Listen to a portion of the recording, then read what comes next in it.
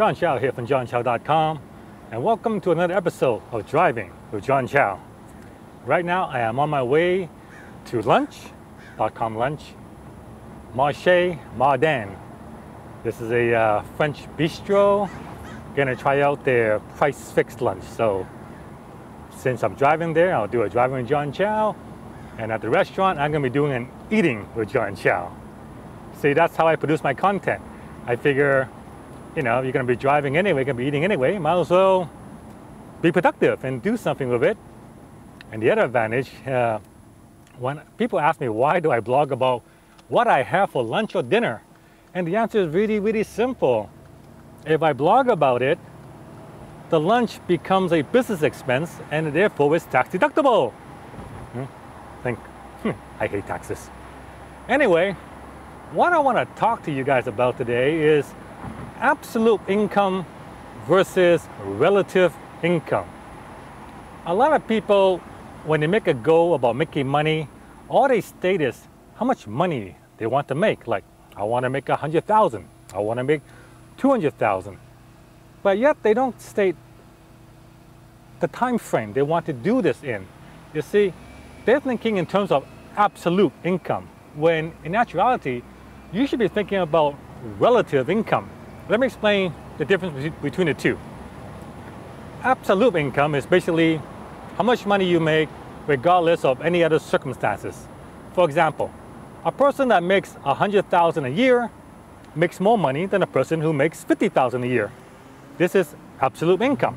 A person 100 grand obviously has more than a person with 50 grand. However, if I were to tell you that the person who made 100 grand a year did it working 50 hours a week, did it working 50 weeks out of the year and working 80 hours a week, that's changed the picture a little bit. So that works out to, I think, like $25 an hour if you use 100 grand a year, 50 weeks a year, 80 hours a week, about 25 bucks an hour, which is still not bad, I suppose. If I tell you the person who made 50 grand a year did it working 4 hours a week, suddenly that totally changes. While in terms of absolute term, the person who made 100 grand has made more money than the person who made 50 grand, in terms of relative income, the person who made $50,000 a year on 4 hours a week did way, way better, made way more money than the person who made 100 grand working 80 hours a week. See, relative income is how much you made in the number of hours you've done it in. See, I'm not impressed when someone tells me they make $100, $200, $300, $400,000 a year. What I want to learn is how much time you spend making that. See, I want to know your relative income, not your absolute income. See, for example, let's take Tim Cook, CEO of Apple. He makes a lot of money. I believe his salary is $1 million a year plus his stock option, which is like 100 million bucks or something. It's an astronomical number. Okay? But to make that kind of money, Tim is at the Apple headquarters from what I hear, like 5 a.m. in the morning to like midnight. That's a lot. And to me, I have absolutely no interest in that, nothing at all. If you have to spend 12 plus 18-hour days to make your money, not interested. Because what I'm after isn't money. What I'm after is a lifestyle. You show me how to make $50,000 a year on 4 hours a week, you got my interest. You got my interest, big time, big time. Oh, I want to know how you do that. But you show me you want to make $1 million bucks a year on 18-hour days, not interested. Because I'm not after the money. What we're after is lifestyle. And in order to achieve the kind of lifestyle, I have to look at relative income.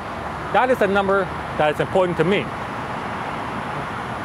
Absolute income can be great, but when you look at relative income, you will find that quite often, the person who makes less money, the relative income is a lot higher.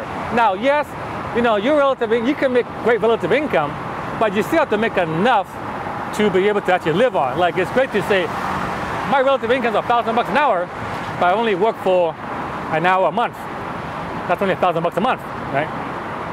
However, I find that if your relative income is pretty high, your absolute income is actually pretty high as well. the key to making high relative income is you need to remove yourself as the income source. See, if you're the income source and your income depends on you producing that income, then your relative income is pretty limited. I mean, you can only work so many hours a day. The key to this thing is to not have you as the income source.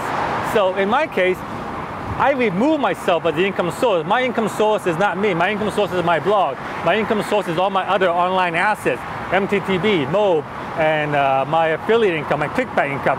All those stuff, they're up there in the ether, on the internet, and they're making money for me 24/7. It only takes a couple hours a day for me to maintain these assets that's making me money 24/7. So as a result, my relative income is extremely high. I actually worked it out that if I actually had worked 8 hours a day, my income works out to about almost $800 an hour. But I don't work 8 hours a day, I only work 2 hours a day. So my relative income is actually 4 times greater than that. So my relative income is actually in the thousands of dollars, and that's what you need to do.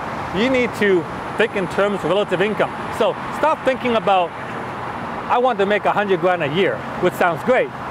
How are you going to do it? How many hours a day are you going to do it? What is your relative income going to be? So that's my little advice to you, the difference between absolute income and relative income. You know, absolute income, it's just a number. What's more important is relative income, right? So keep that in mind when you're doing some goal setting on how much money you want to make. Also include a time frame. How many hours a day do you want to make that in? Because we're after the lifestyle. We're not necessarily after the money. The money is great, but the lifestyle is better. And the .com lifestyle is the best of them all. This is John Chow from johnchow.com. Please subscribe to my channel. I welcome your comment. Follow me on YouTube, subscribe to my blog, the whole shebang. And I will see you guys on the next episode.